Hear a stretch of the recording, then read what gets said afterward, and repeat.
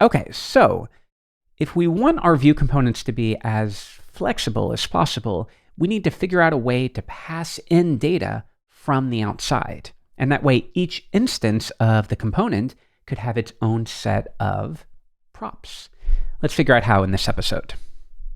But before we dig in, a quick bit of housekeeping. In the last episode, we set up our first view component, which is great. But if we come back here, I also noted that what you see here also is a view component.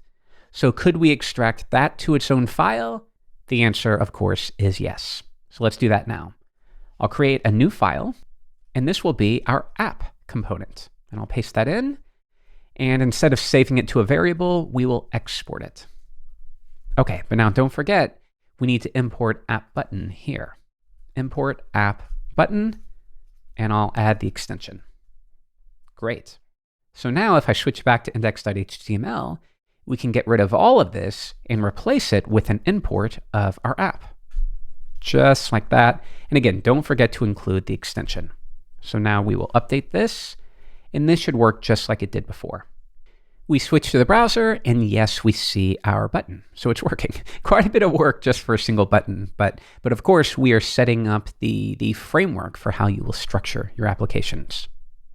And yeah, what we're doing here, this is all starting to look quite a bit more real life, what you will see in the real world when browsing a view-based application.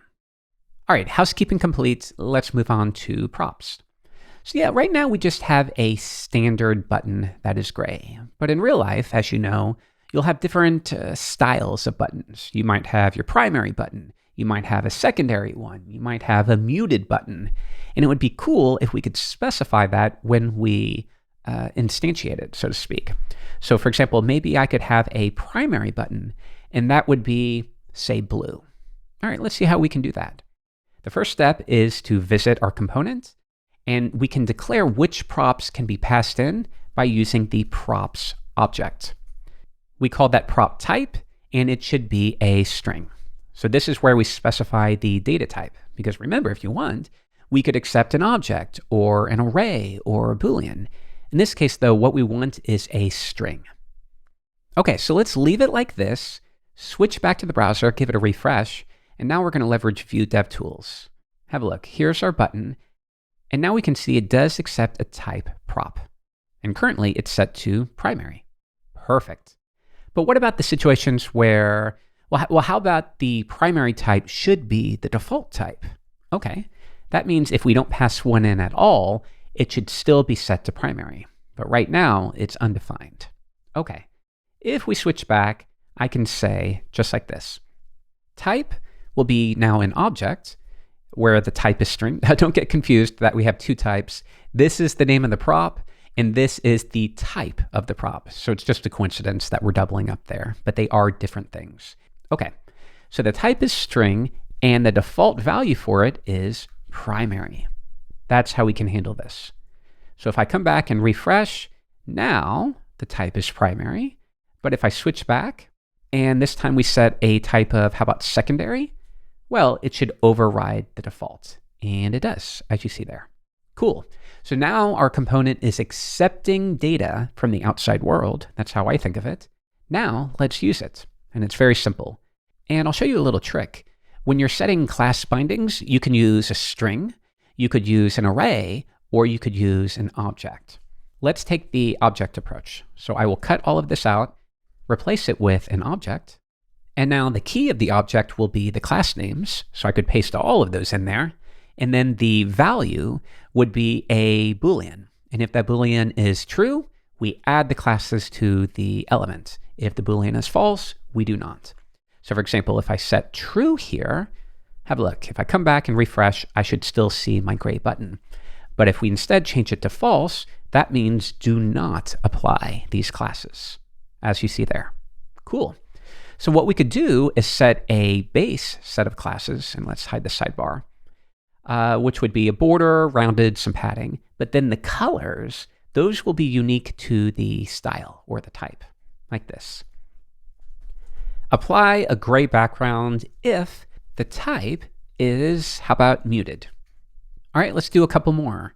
we'll do primary, secondary, and muted.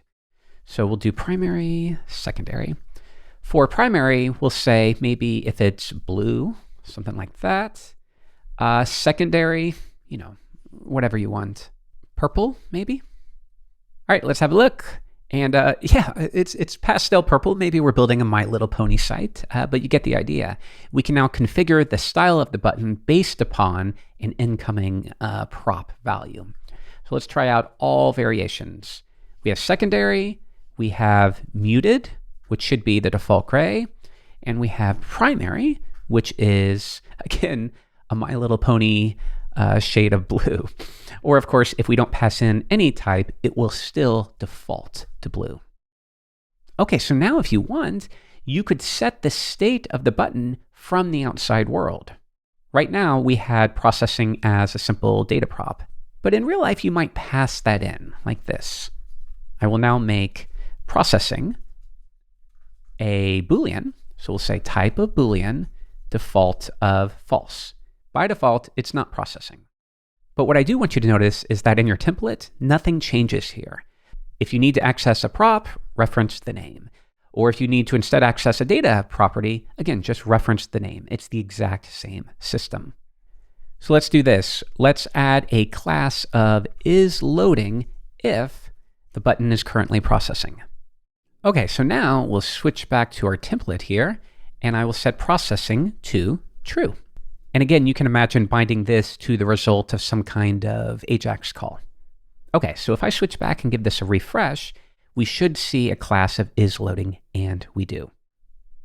But if I set this to false, then we will not see that class.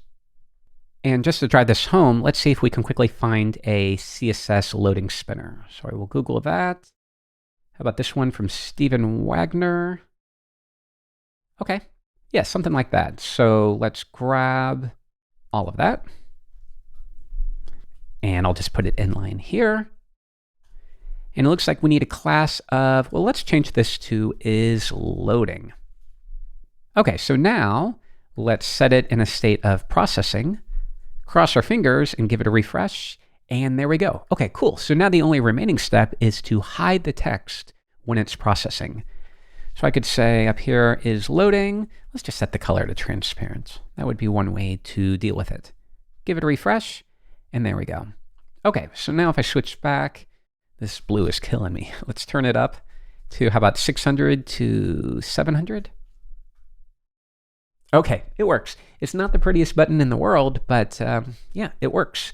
We have a loading spinner to provide some feedback for the user. We disallow clicking it more than once, which means you can't spam that button to send a bunch of AJAX requests to the server, which, trust me, people will try to do. That's good. And we allow for this through the use of props. Very cool.